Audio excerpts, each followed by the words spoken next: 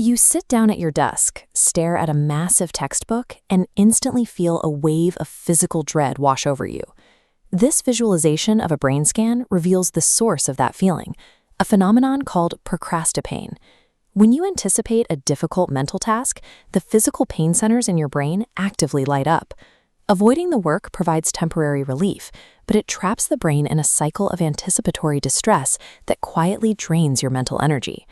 This neurological friction spikes when we fixate on a massive final outcome. Staring at an entire unread chapter creates a threat response because the required effort feels completely overwhelming. Our biological instinct is to retreat. The sheer scale of the assignment triggers a stress reaction that actively shuts down the prefrontal cortex, the exact cognitive center required to solve the problems in front of us. Brain imaging reveals a specific loophole to this paralysis. The moment you push past the anticipation and actually begin the task, the pain response vanishes. To cross that initial threshold, you have to shift your attention away from the product and focus strictly on the process.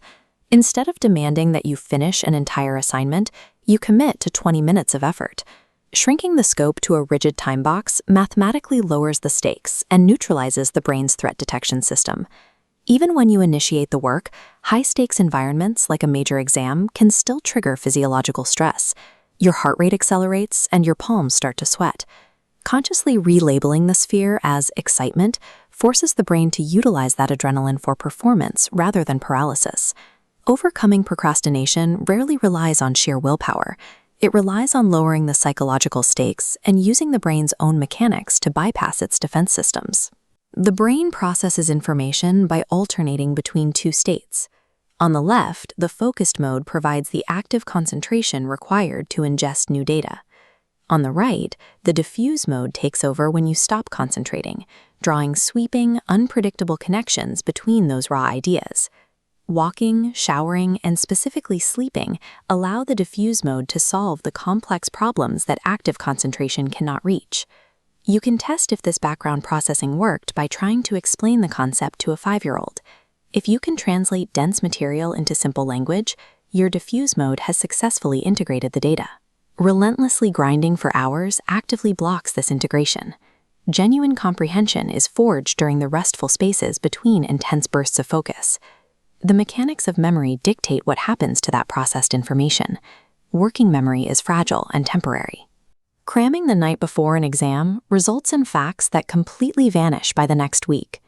This chart maps the forgetting curve, showing short-term data decaying.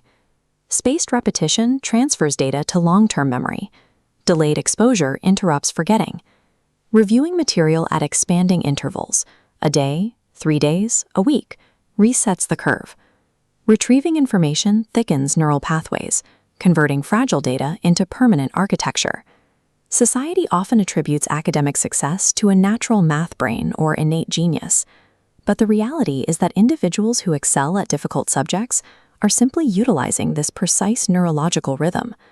Mastery of a subject comes down to how well you navigate these rhythms, bypassing the initial pain, oscillating your focus,